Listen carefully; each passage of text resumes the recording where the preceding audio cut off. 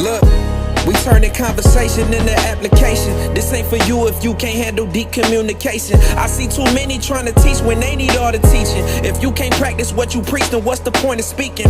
Look, we thank the Lord for another season. Don't think they ready for you, Lee. I think them boys are sleeping. But we gon' hustle every hour like it's our last. Open up your mind, it's the converSAYtion podcast. Yeah. What's going on, everybody? Welcome to the converSAYtion podcast. I am your host, Leon Reed Jones, and today we got a very, very special guest in the building. This is somebody from afar that I've looked up to, that has been like a big brother and a mentor to me, a powerful speaker, a powerful person in general, and more importantly, a powerful father and a powerful husband. Today, I have none other than Mr. Derrick Williams. How you doing today, sir? Pretty good, man. Happy to be here. A long time coming. We've been trying for a while. So we here now. Yeah, this is probably, for this season, this is definitely probably going to be one of my favorite episodes already, man, just from the conversations we've had and just the type of person that you are. So I'm super excited to get into what we're going to get into today. And before we get started with that, something that I always ask my guests is, how would people describe you? If they were talking about Derrick, like, what would they say? Or how would your people that really, really know you, how would they describe you? It's crazy things. I think everybody, I think 100% of the people would agree they would start with probably silly. Uh-huh. I honestly think that's where most people would start. And then I think just a lover of people, man. Yeah. I just love people. I love being around people. And I think people would say a giver. Yeah. A giver. Those are three things. But yep, silly would be number one.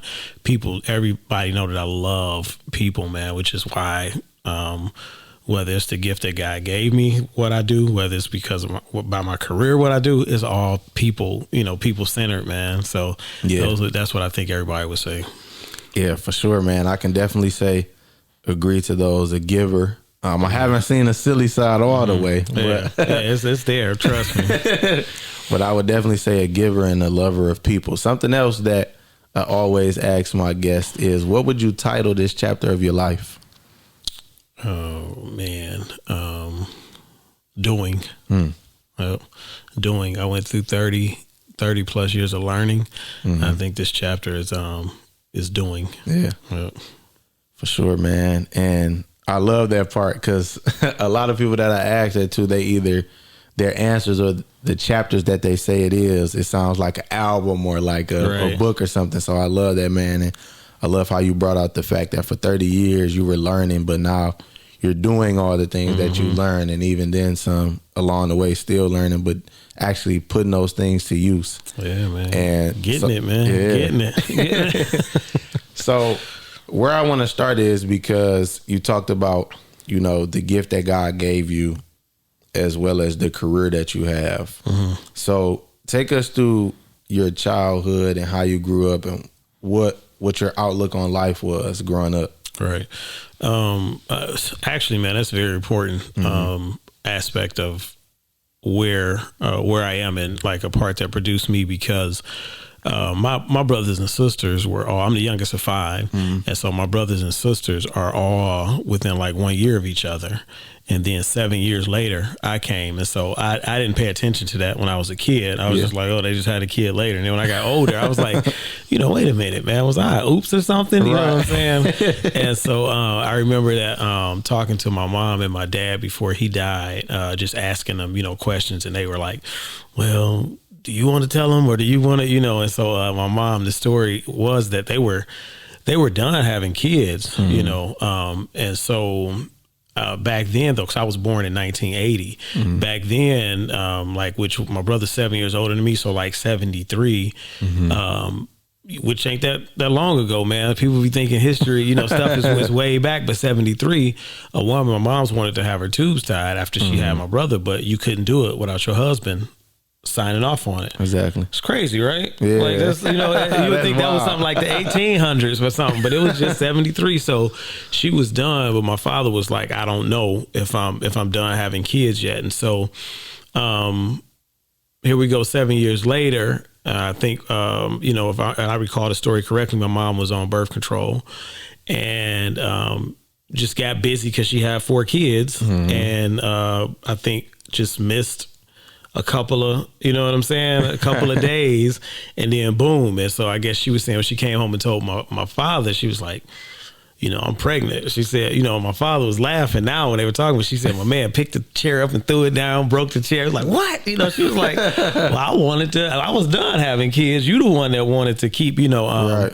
But all of that is important because my mother, I think she was so stressed when she was pregnant with me because they were done. And if I fast forward just a little bit to my first marriage when I got divorced, it was shocking to me. It was devastating to the point where, you know, growing up in the city, man, around people you see on the news, you see people talking so-and-so committed suicide. You know, like the way we around our city, man, you know, you see that, you be like, man, ain't nothing gonna make me kill myself. What's wrong with that fool? Right. When I was in that situation. And so, and I'm jumping forward, but it's just to give you the impact of the moment.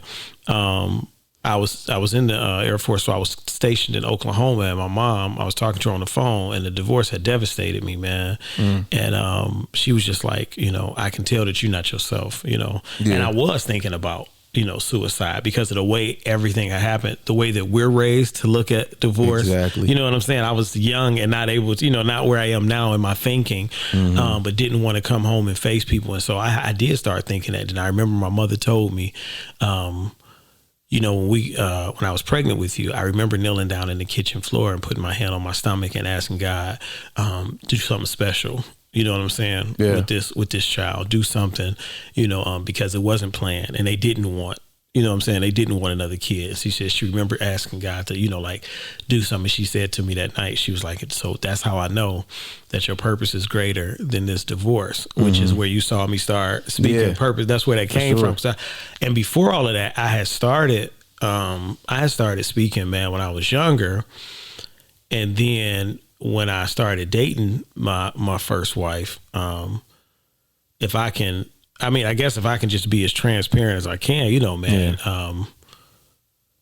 sometimes the booty just gets you, you know what I'm saying? Messed me up. Stuff threw me off track, man. I started walking away from, you know, a lot of things that I had turned away from that. And so, in that moment, my mom said, you know, I prayed and asked God to give you a gift and to do something with your life. So growing up, man, it was tough because my father, for the first 18 years of my life, was a heavy drinker. And I remember almost to a certain extent just hating my pops, man.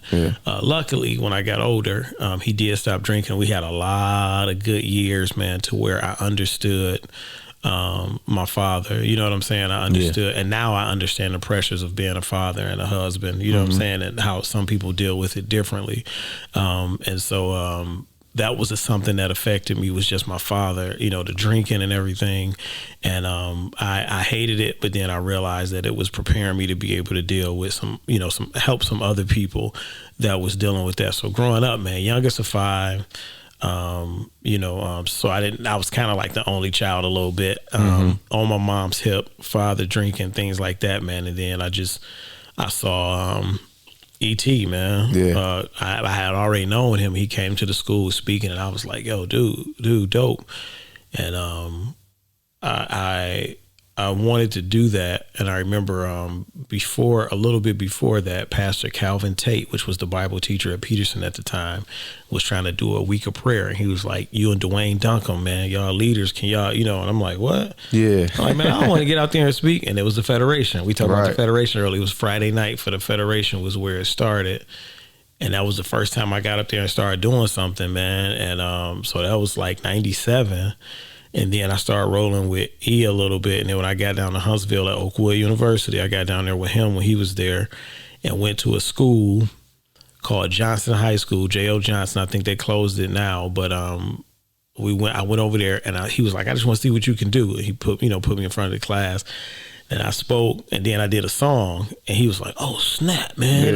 Can't nobody speak and sing, dude. That's crazy." And he just started mentoring me from there, man, which was amazing because coming from Detroit, and the way my father and my brothers, they were built a little different because of the city. And so somebody who was in the church to be my mentor and start teaching me some stuff, that's what set it off for me, man. Exactly.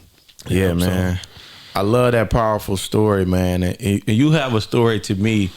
You bring up ET that I can listen to over and over again. Like I've heard it a lot. Being in church or when you speak. Right. But it's like one of those things where you can hear it over and over again because it still brings light and it brings power and it lets you know, like what you say, man, like your purpose is greater.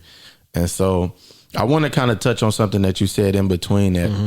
And you talked about how, your pops was a heavy drinker and you were upset with him. So like knowing what you know now about that and being a father yourself, what would you tell the young kid that may have that same, anger towards his father? Because you talked about how you understand now. You may not necessarily still support what he did as far as drinking, but you had a better understanding of the pressures, like you said, as a father. So what would you tell a young man or even a grown man that's still struggling with that anger or that forgiveness? What would you tell him to better his relationship with his father or to be able to get that anger out of him? Seeing that my father is dead now, man. And you might even be able to really co-sign this because you've lost a parent. Yeah. And so I would say to any person, man, that just do your part. You know what I'm saying? Try to do your part. Explain to the person, to the parent, whoever it is that your beef is with, explain to them why you angry.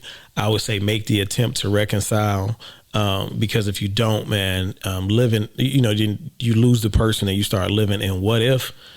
What if is an ugly place to be, man. Yeah. And I would say, and I would say do that so that when you do your part, even if the person is still in they same old ways, when you do your part and it's all said and done, you able to sleep at night, man. Yeah. Because you did everything that you could do. I know sometimes pride gets in the way, man, and sometimes pride prevents that. But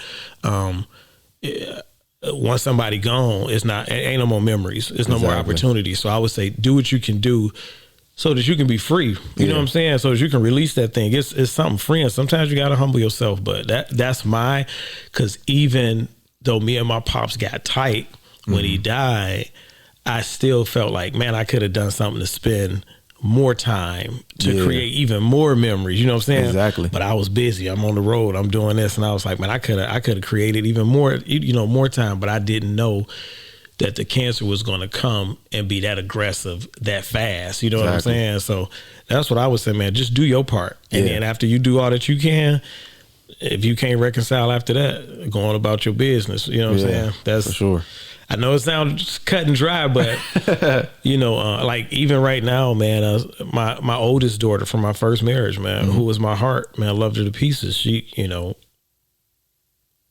different influences got to her, and she really don't vibe with me no more. We were like this. Yeah, man. I remember seeing you were there. Yeah, man. That was, and so initially it hurt, but and when it came down to it, I was like, as a father, you did 110. Yeah.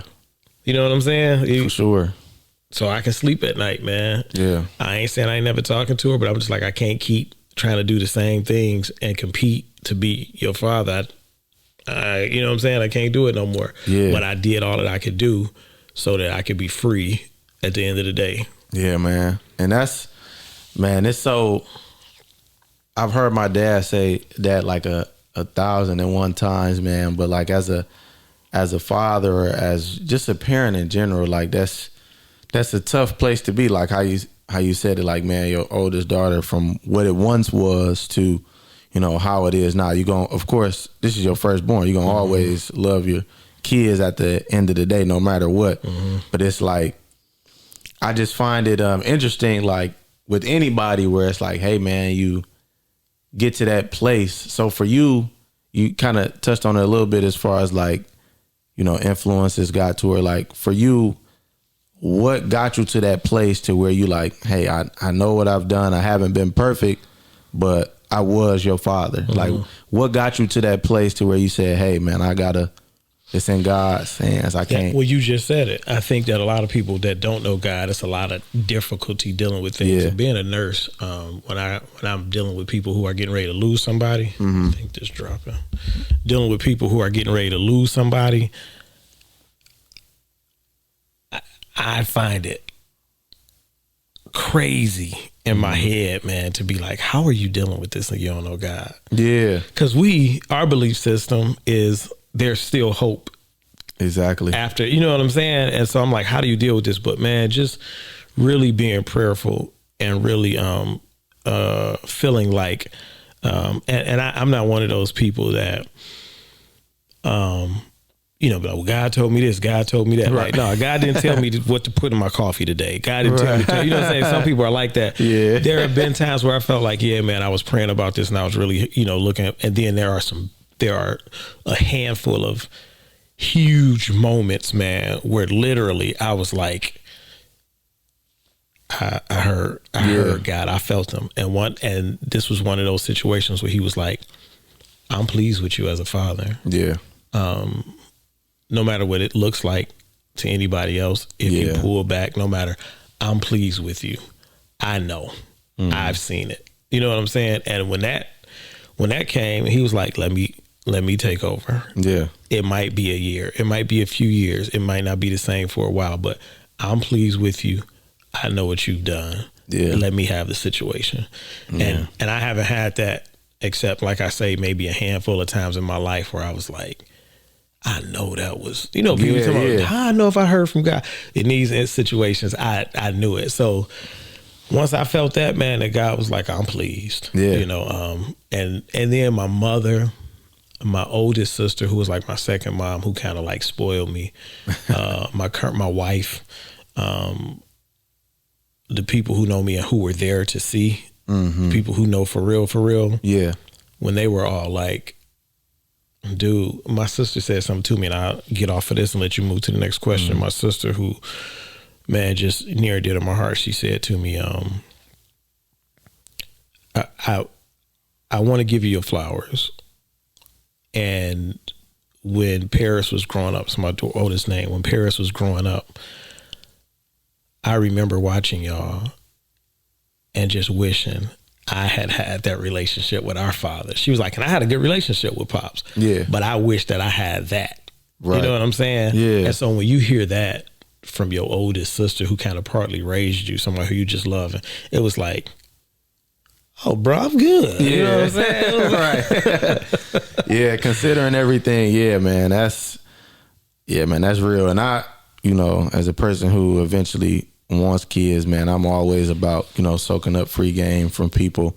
And man, just to hear your experience, and because that's tough as a parent, because like you said, it's so many people that, don't know God, or like in a situation you thinking about, you talked about how you compared it to your patients, and you in a situation where, it's a life or death, and you like, dang, not that you judging them, but it's like, dang, if you only knew who God was in this moment, or just in life in general, like, I think things would be, a little bit easier for you, man. Absolutely.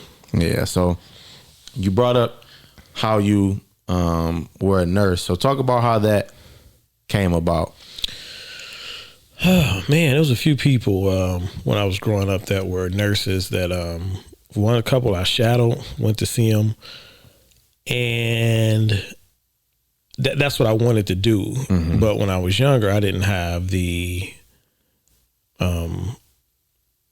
neither one of my parents graduated high school. Mm-hmm. And so for my mom, graduating high school and then going to college was like the goal. You know what I'm saying? But it wasn't, and my parents did a wonderful job, man, I think, in parenting, but you don't know what you don't know. Yep. You know what I'm saying? And so as far as exploring different things, getting counseled, going on trips, looking at career, doing things like that. Exactly. It wasn't there, and so I was looking at, when it was time for me to go to college, these classes look easy. Yeah. These classes, you know what I'm saying? I think I can do this. You know what I'm saying? I'm looking at, because at the time I was going away to Oakwood, and when you registered, they would send you the book, and the books back then had like, for all the majors, it was this big book, and then it had the 4-year plan. And I'm looking at different stuff, and I had started kind of speaking in schools before, at that time. So I was like, maybe I'll be a teacher. Right. And so I went down in education. I wanted to do nursing, but I was looking at the classes, and I was like, I don't know about Yeah, that. this ain't. I was like, I don't know. This ain't it. Because I'm 17. You know what I'm saying? Right. I was like, I don't know about that, bro. And so I ended up going down there. I played around a little bit at Oakwood. And after like my third year, you know, just screwed up, man, came home. And I had a couple little side jobs, whack jobs, man. And then when, you know, my daughter's mom, we started dating, got married, I wanted to go to the military, man. So I ended up in the Air Force, and I was like, I go and get money for school and this and that. So I go do the Air Force, man, and they do the 9/11, post 9/11 GI Bill, and I take advantage of that when I get out. You know, end up going through the divorce in the Air Force, get out, come back to Detroit because my daughter was here. And then at that point, I was a little older, I had lived a little bit. The Iraq experience really made me start believing God could do anything. You know what I'm saying? I'm over there like, man, I could have stayed in Detroit to get shot at, bro. Right. You know what I'm saying? When them bombs coming down, all the stuff that was happening, I was like, I could have stayed in Detroit for this. And so it was scary. And that's, I think, when I got the closest, of course, when we get in trouble or we think we're about to die. Yeah. You know what I'm saying? I think that was the closest I literally, man, closest I got to God to up to that point in my life. And so when I came back, you know, I was getting out of the Air Force. I had a daughter now. And I'm a little older, you know, a little more responsible, a little more get up and go to me. And so I was like, you got to go get what you want. You know what I'm saying? Because now it ain't about just you know, doing, now you got a mouth to feed. Now you got somebody whose life is literally, you know, like dependent on you. So I started looking at programs, man, because I had always wanted to do it.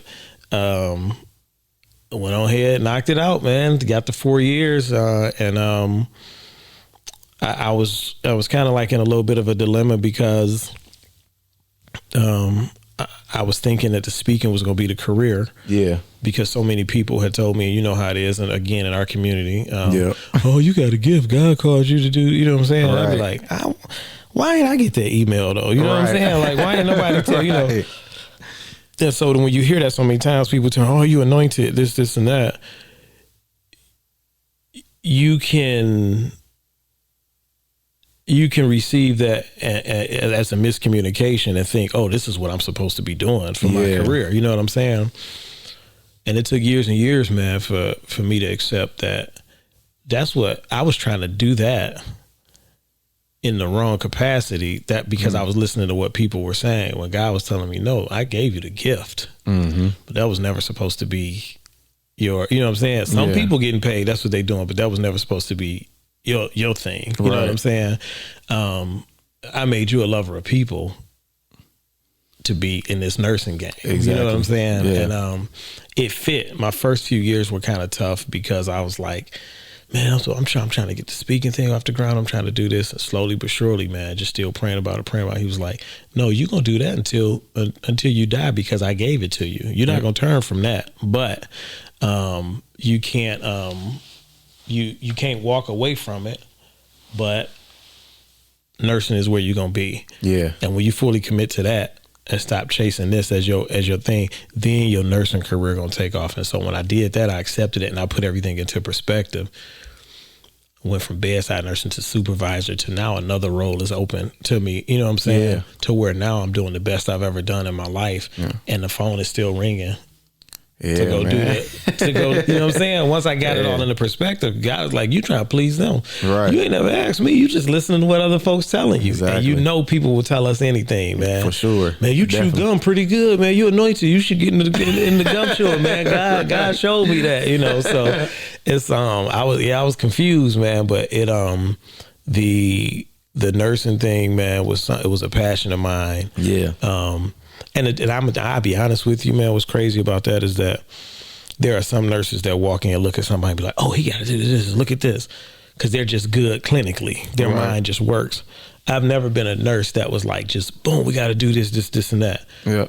But it was the people side. Yeah. Now, it might take me 30 seconds while somebody can do it in 5. You know what I'm saying? Yeah. I might miss something and have to come back and recheck or redo it because it was like, that's not, but your heart is why you're a good nurse. Exactly. And it's still some people that be mad like, I've been doing this 30 years. Right. Why you want him to be yo? You know what I'm saying? And I'm like, Right. that's just that's the part of God. And I think people can tell, because I went to Andrews for nursing school because they were open. And when we went to clinicals, people would say every time, are you guys from a Christian school or something? You know, because when y'all come, it's different.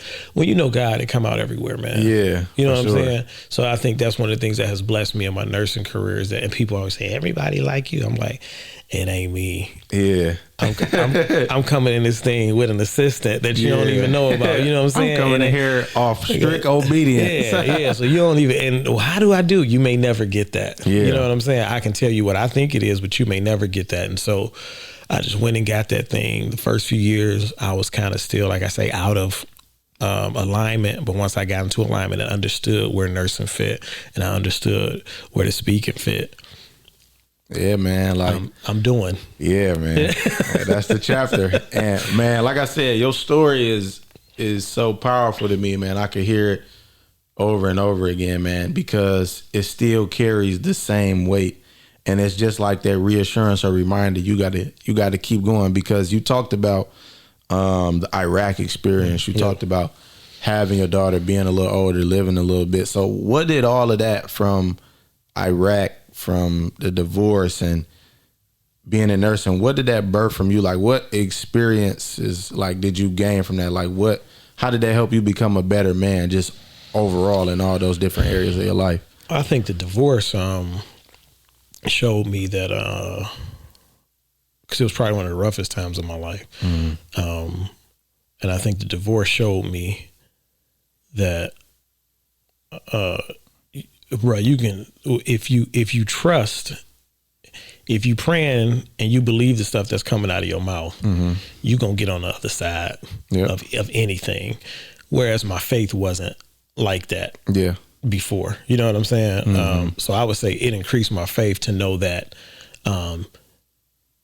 almost you could see a bullet coming at you and just feel like you're in the Matrix. You know what I'm saying? Like God to slow it down for real. You know what I'm saying? Like, bro, it got my faith to be like, you got a purpose on me, and nothing is gonna stop me. You know what I'm saying? Almost like, you know, I be listening to the sports channel, and they be saying something on there. It'd be like, you know, I feel chesty about the Lions this week. And that's just kind of how that's kind of how I walk now. It's just like, you know, I'm chesty, man. God got something. You know what I'm saying? And until he ready. After I went through that, the experience that I had, I mean, man, I went to the barber. My man pinched my neck, and the skin just stood up because I had lost so much weight, wasn't eating. He was like, "Dude, what's wrong with you?" You know what I'm saying? Like, I was in a bad spot, and so that, I would say, that birthed that. And then, in addition to the Iraq experience, I think what Iraq did for me was when I went over there and I saw kids drinking the water that they bathe in, man. And so they have to pull worms out of their behind. You know what I'm saying? Because when I saw people over there whose kids were blown up in an explosion, skin, you know, burned beyond, they can't even recognize their own kids. When I saw the way that some people were living over there, man, it made me appreciate rice. Yeah. You know what I'm saying? Yeah, nah, for sure. You know, we grow up, people testimony, I just want to thank God for hot water. I used to be like, man, shit. Right. I'm on that now. You know what I'm saying? Like, facts. We think, man, that because we have things here, because we can get a peanut butter and jelly sandwich, and I'm using that intentionally. Right. That we just supposed to have that. You know what I'm saying? But when I was over there and I saw what some people are living, man, I was like, you know, it's a saying that people use, but I literally experienced,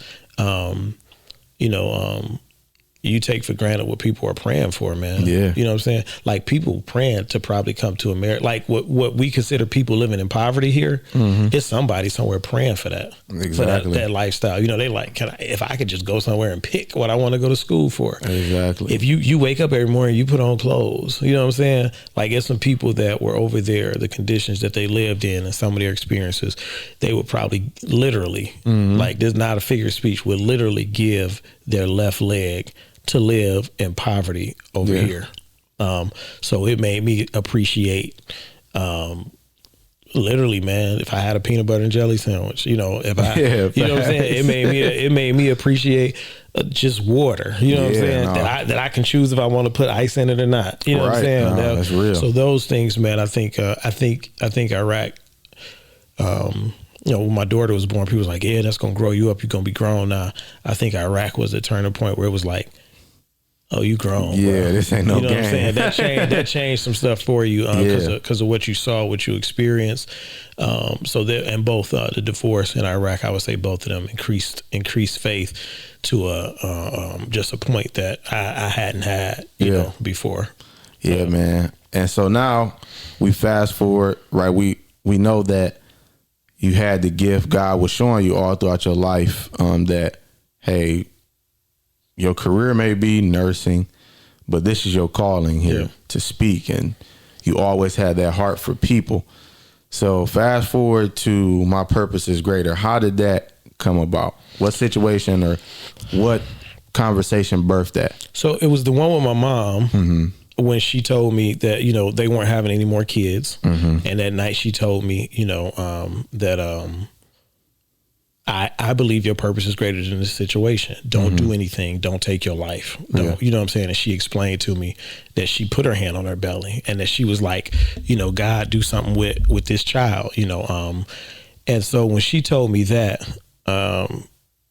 it was the turning point in me dealing with the divorce and being down and just, you know, Justin, man, David, you heard the story. You heard me say before how he had to fly down, man. He just walked off his job and flew down. And just, you know, we grew up together, just hugged me like a baby, man. I was messed up, you know what I'm saying? And so when she said that and I started turning the corner, I was like, it was something that told me, now you got to get back to where you left off before you met her, before you started dating her. Because that's where your train went off the track. And I was like, what was I doing?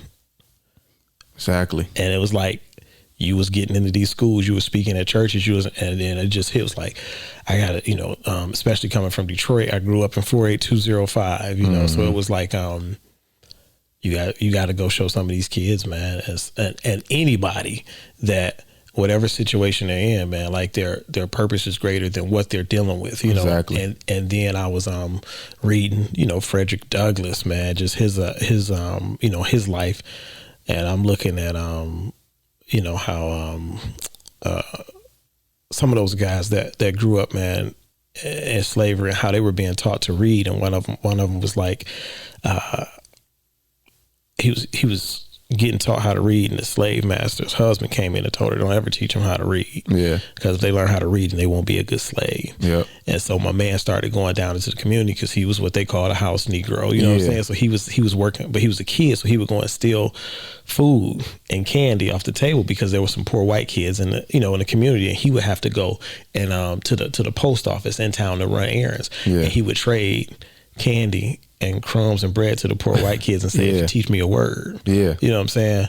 And I was like, if my man life is on the line, and he can learn how to read and start learning words, right, surely I can do something just coming out of the hood. You know what I'm saying? No, and facts. so when I started putting that together, I was like, that's where she said this purpose is greater. I started thinking about what I was doing. I got back on track, and then that's what I started telling people, because I hated hearing when I go into schools, oh man, well, you know, out in Grosse Pointe, they got this and we don't have the opportunity. We don't have the resources. That might be true, but you your resource, bro. Facts. You know what I'm saying? And then I started bringing the Iraq thing into it. Like, it's some people who wish they could come sit here. So if you don't have the resources, how you still getting C's? Right. If the work is easy and ain't teaching you, how if it's easy, then you should be killing the game, right? Exactly. And so that's where it came from in the schools. I started thinking about what I saw over there, what my mom said about my life, what I should have been based on where I came from. But what I was blessed to be, because I had exposure. You know, a lot of kids from our city, they don't leave their immediate neighborhoods, and just started, okay, hey, man, my mom on crack. Yeah, your purpose is greater than your mom being on crack, though, exactly. bro. You know what I'm saying? I don't know who my dad is. He got shot now.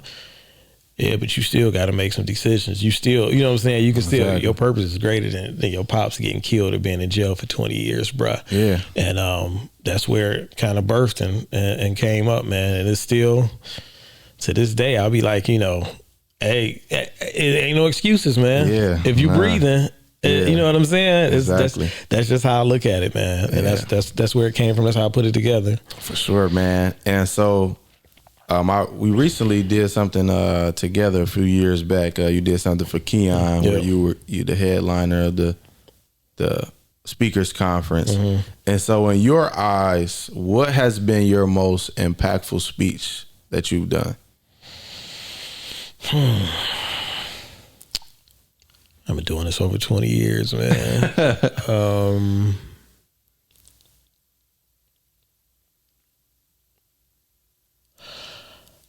I would say one thing that stands out to me, I spoke, I think it was in Huntsville, and it was one of my friends that was down there, and she, we was just all friends at Oakwood, doing our thing, and I spoke at a program and did an appeal, and I don't remember. I'm not saying like it was a big number, but it was some people who had come down. And then years later, she had become a pastor, and I bumped into her, and she told me, she was like, "Yo, I've been waiting to see you, for years." And she was like, when you spoke, and she broke it down to me. You said, da da da da da. She was like, "You remember that?" I was like, I ain't been to Oakwood, you know what I'm saying? Right. But she was like, you, when you said this, and that, and then you went here and you used this scripture and you said this, and she was like, I gave my life to the Lord that day. And I looked at what she was doing as a pastor, and I was looking at what her ministry had grown to be, and I was looking at everything that had, and I was just like, because of me, God, right. You know what I'm saying? Right. Like, because of me, God, you know what I'm saying? For real. And I would say that's one of them. The only other one that I can think that really stands out is a detention center, man, in Milwaukee. This was early in the game for me, and went to speak there, and it was like people they was either in trouble, they were runaways, something happened in their homes, and went and spoke, man, and something just got a hold of me, man. I just went in, you know what I'm saying? Was transparent, talked about my life, did a couple songs. And I remember when we were leaving, I was in the car, somebody else was driving. We had a minivan that we rented, and I was in the back, and I was just crying, man. Yeah. And a couple weeks after that, because it wasn't, like, email wasn't even hitting. This was how back there it was, you know what I'm saying? Like, it wasn't even hitting yet. And I got a envelope, like it had like 15, 20 letters in there from the kids that were saying, when you came, it showed me this, and that. They start writing, and then maybe several months after that, I got an update, and people were talking about where they were going, what they did, how it changed their life, and where they were. And I was like, I felt that moment though. That was one of those few moments where I was like, that was God, because when I was doing my thing, I was like, I hadn't felt like that. You know what I'm saying? And so I would say those are two of the two of the biggest, man. Yeah, for sure. And it's like I say, it's so many, but I would say those are two of the ones that stand out to me. Yeah, man. And so you are a family man. I catch myself on Facebook laughing at you when you tell stories about your daughter doing stuff. Man. That's who my phone keep ringing. That's her calling me on FaceTime. I can almost guarantee it, man. So, like, you have more kids later down the line. So, how important is it for you that they see you being the man that you are? Like, tell me what that is like for you, having your kids now and, being remarried. How has that been for you, and how important is it for you to let them see the things that you're doing? Oh, ultra important. It was important with my, my oldest. I would take her with me sometimes on the road, to go do things, like, so you can see, what your father is, what he about, so you can hear what I'm telling people, so you can, and then not only that, so you can know what I'm telling them. I'm practicing, and when I'm somewhere speaking,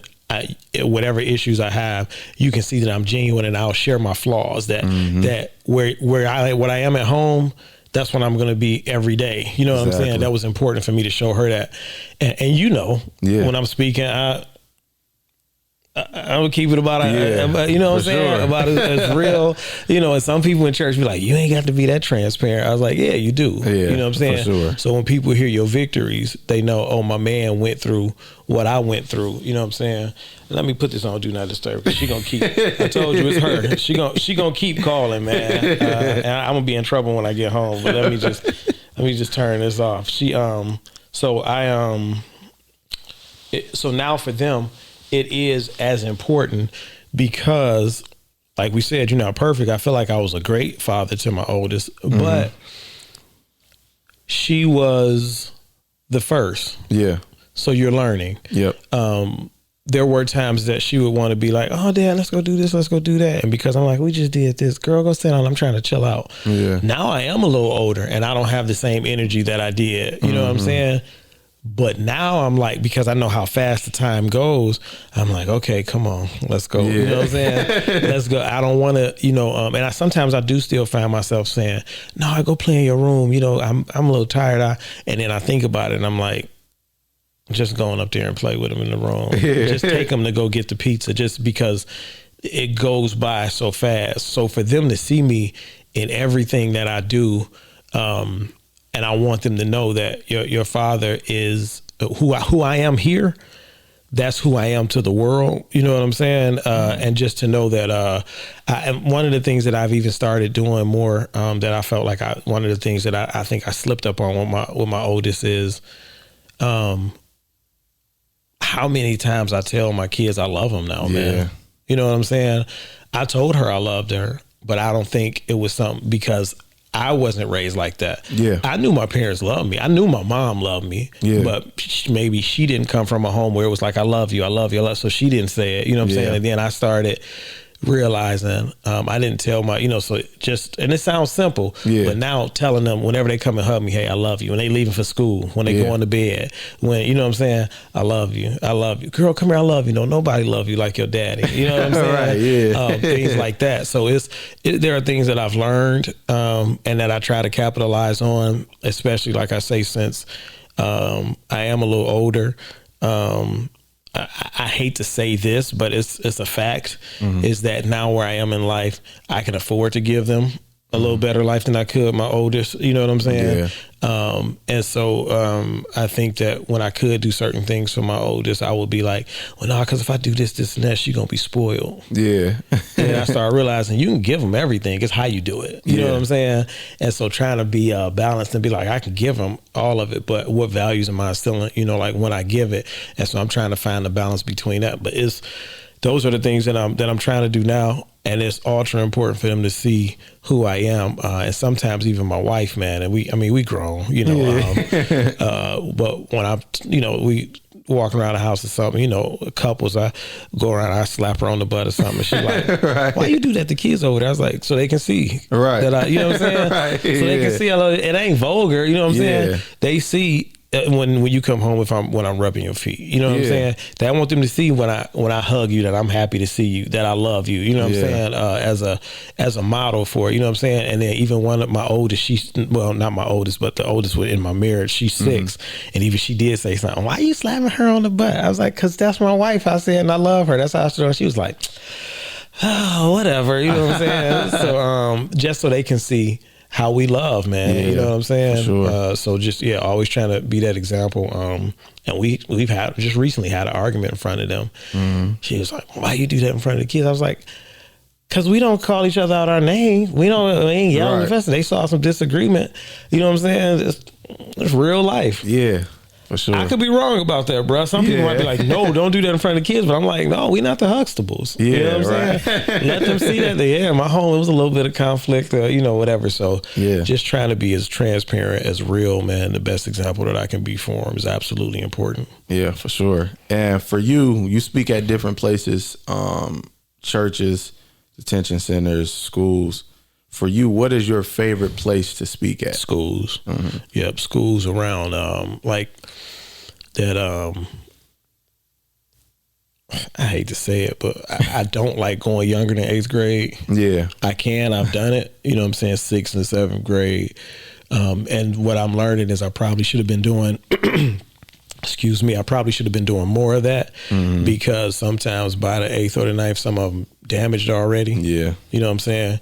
Especially, I mean, I'm around, I go everywhere, but my heart is here because I'm from Detroit, and this city brutal, man. Yeah. You know what I'm saying? Especially what they're exposed to and who becomes their heroes at a young age. You know, if all you saw was Pookie and Ray Ray, you trying to be Pookie and Ray Ray by the 8th grade. You know what I'm saying? Right. And Pookie and Ray Ray, they dropped out in the 10th grade, and they just on the block asking for money to smoke cigarettes, so sit on the porch now. You know what I'm saying? Yeah.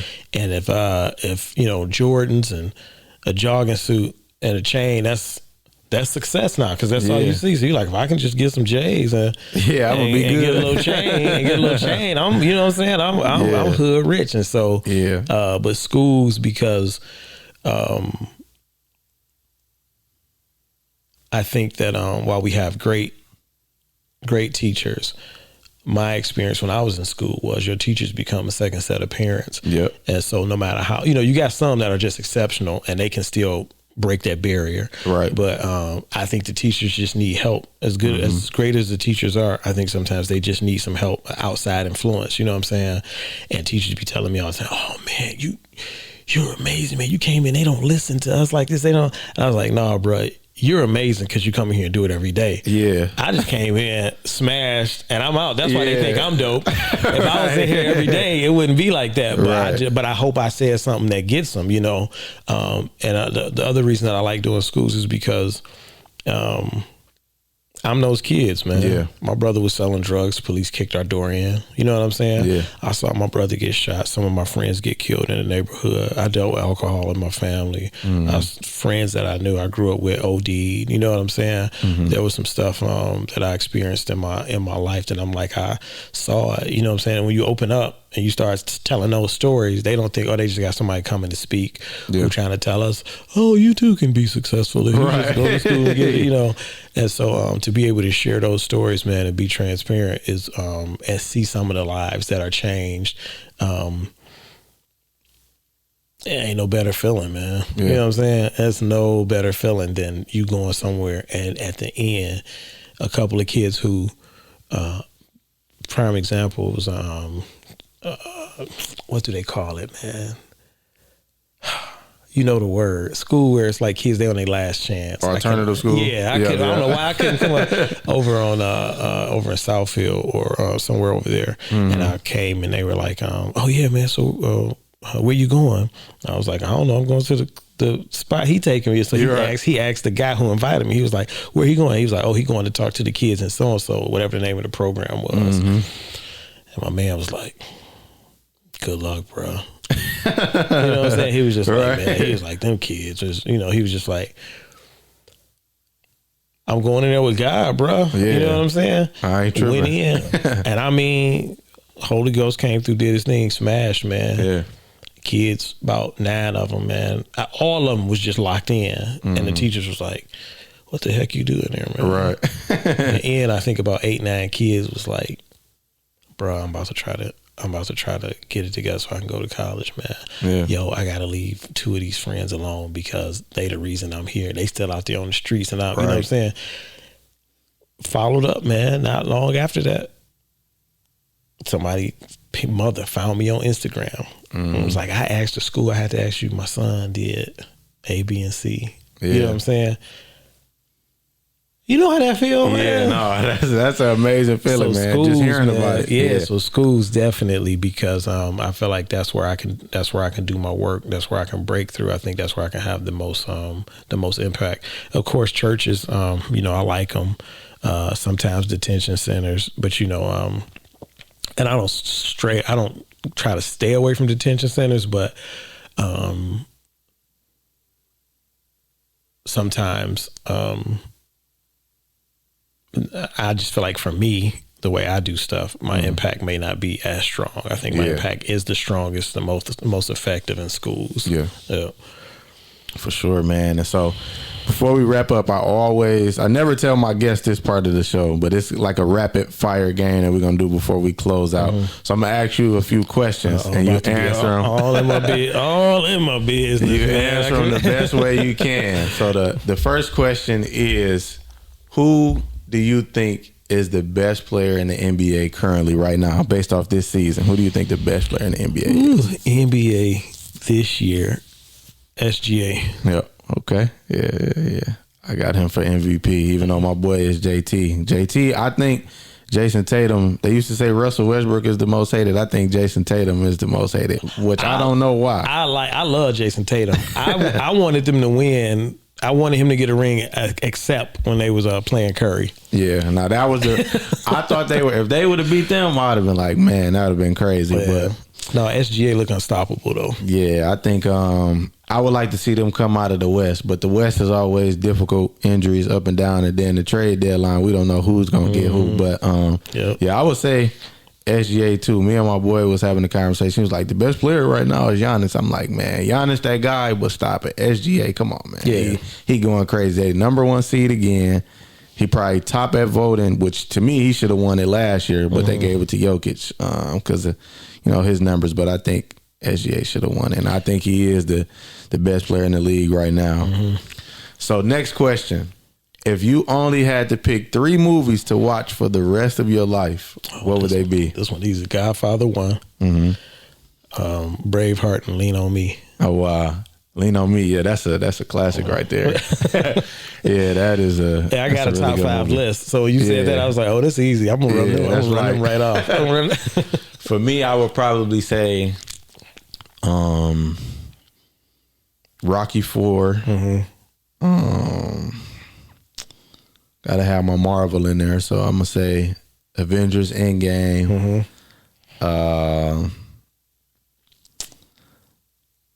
And I'll go Creed 2. I really enjoyed that movie. That was a good one, man. Yeah, Rocky 4 is one of my all-time favorite movies, man. So I think I'll be good with those. Right. If I could only have access to those, I think I'll be pretty good. So next question. Out of all the different cultures, what culture do you feel has the best food?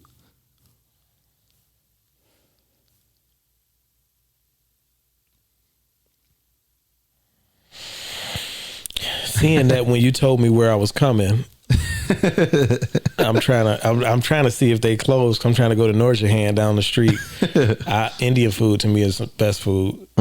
Yeah, man. Okay. I get the aloo gobi, man. Yeah. Get that garlic naan bread.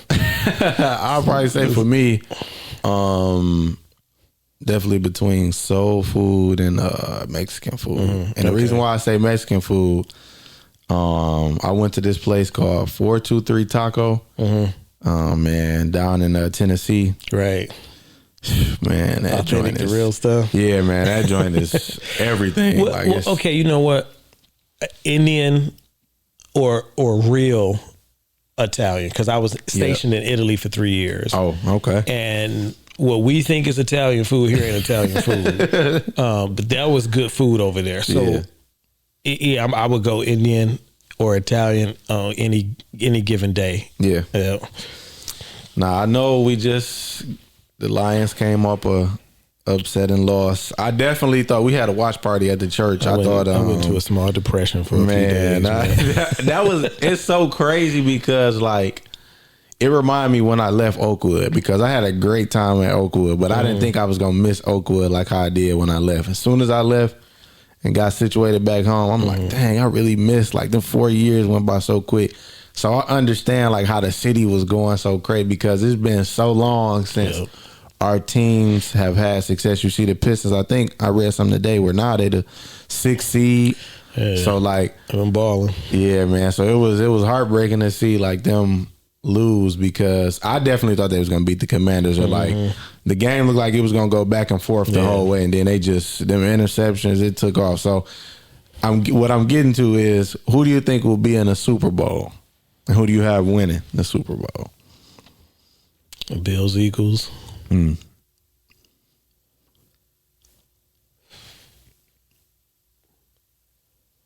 think the Eagles just got the most complete team. Yeah. If they don't lose anybody big in this game, they complete on both sides of the ball, man. The defense is, I know they lost to Kobe Dean. But other than that, you look at their offensive line, is just, to me, was the only offensive line that I could say was better than ours. And then the defense is just the defense solid. I gotta go Eagles, man. Yeah, I want to see Jalen Hurts get one because I think I forgot who they went against when they lost. I want to see him get one. So I'll probably say, that'd be a good matchup, Josh Allen and Jalen Hurts. Yeah, that's what I think. I think the Chiefs gonna hit the buzzsaw, man. They finally gonna. If I just read an article today that because they interviewed Mahomes, he was like, I don't agree that they've been giving us favoritism. So then somebody did the research and did a chart, and they showed how much more favorable the calls have been for the Chiefs this season. Yeah, and it was like, yo, somebody needs to be investigated, bro. You know what I'm saying? Like it wasn't even close. It was like, yo, this is a problem, man. Yeah, no, that is crazy. But I think the Bills can get them because they just on a mission. They just look like they're ready. But the Eagles are just, man. I think we were probably the only team that could take the Eagles out because of our offense. Yeah. Who do you think was because everybody's different. They were actually talking about this at work today. People were blaming Jared Goff a lot. A lot of people, which I said, you got to think a lot of people that's valuable was injured. Even coming into the playoffs, people were still getting injured. So if you had to place blame, who would you say like the biggest reason that the Lions lost? Yeah, man. It's gotta be Goff, man. I say that you blame him because our defense was gonna be what our defense is. Yeah. Which is why the offense had to be on their game. Yep. You know what I'm saying? So and then in the beginning our defense had a cold stop. Yeah. But when your defense is as hurt as it is, you can't throw that many picks and still, you know what I'm saying? So people say, no, they still put up 30 points. I hate is what we do for athletes and celebrities, man. Yeah. We will try to reason away everything. Bro, the interception is the interception. Right. The pick six is the pick six. Exactly. You know what I'm saying? Ben Johnson didn't throw. Now, he had some stupid play calls. Yeah. The fumble play I thought should have been a run. Yeah. But Goff fumbled it. Right. Exactly. You know what I'm saying? Goff threw the other interceptions. So I don't think anybody can show it. And I know Penei Sewell was like, no, it's a team sport. It is. Yeah.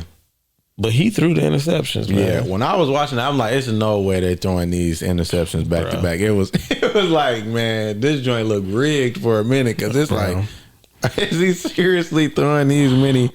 Somebody was saying today, like, that's why they traded him and got Matthew Stafford. We should have kept Matthew Stafford. I'm like, I hate that because what was Stafford doing when he was here? Right, the same thing. He was the pick six master, man. Yeah, so it's like, but they gonna be back. That's why I'm like. My dad, he had me laughing because like some people was leaving the church. Some people was like, man, this joint over. And then my dad like it's a lot of game left. They was doing that in the second quarter. Like, man, they gonna be, even if they lose, and they gonna be back. They in good territory. So I think, the Lions gonna be around for a long time. I hate that they lost Ben Johnson and the other guy, I forget his name. Aaron Glenn. Yeah, he's the coach of the Jets now. So, man, yeah, that's tough. Yeah, I think we're going to be all right, though. Yeah. All right, we finally got a general manager after all these years that is drafting right, man. The only problem is I think we do need to get it done within the next 2 years because you can't pay everybody. Yep. And I know this ain't the question you asked, but let's just say this for the people. Right. You still got to, these are people you're going to have to pay where they're going to walk. Gibbs. Hutchinson. Laporta. Yep. Hutch. J-Mo. Yep. Campbell. Brian Branch, Kirby Joseph. Yep. All of them ain't gonna get the bag, bro. Yep. And all of them are important. Yep. Every last one of them. You better hit this window while you got it, and then Taylor Decker, he's starting to slip. Yep. He cost us the game just as much as Goff because that's his blind side. He getting old, man. Frank Ragnow seemed like he want to retire every year. So is he coming back? You know what I'm saying? Our Wendell. Yeah, man. Definitely got to do something. I'm with you on that.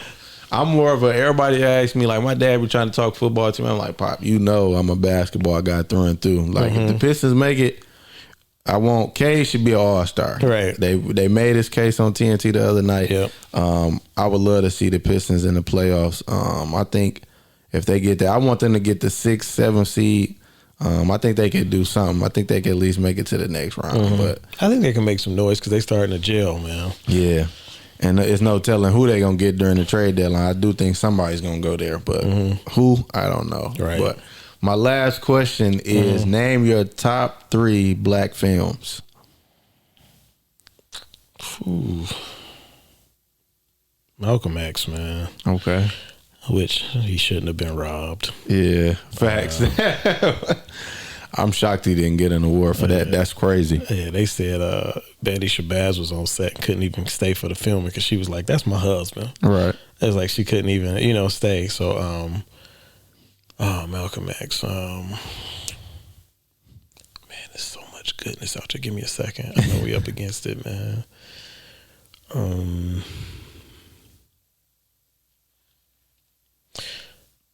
Actually, one of the latest ones, man, the 6888. Yeah, that was a really good film. Yeah. I know that's kind of new, but I would have to put that in my top 3. I watched it twice already. I was like, yo, this is dope. And then, so you say black, you mean the story is about blacks or, directed, and you know what I'm saying? Like, I just want to make sure. Am I making it too hard? Like more so on the side of the story is about black. Yeah. Then the Tuskegee Airmen, the first one with Lawrence Fishburne, okay, and all of them in it. I would say that was one of my Tuskegee Airmen. The not the newer one, the older one. Yeah. Yep. No, that's a good list. I would say for me, I like Ali. I like that. That's a good movie there for me. I would say, even though it's like, I wouldn't go on my own to watch it. I would say When They See Us. That was definitely. It was painful, man. Yeah, man. Everybody that I know said I couldn't watch it after the first time. Yeah. Me either. Last one I would say. There's so many of them. I know, it's that's like what I was thinking. when you thinking like, oh man, I forgot that one. I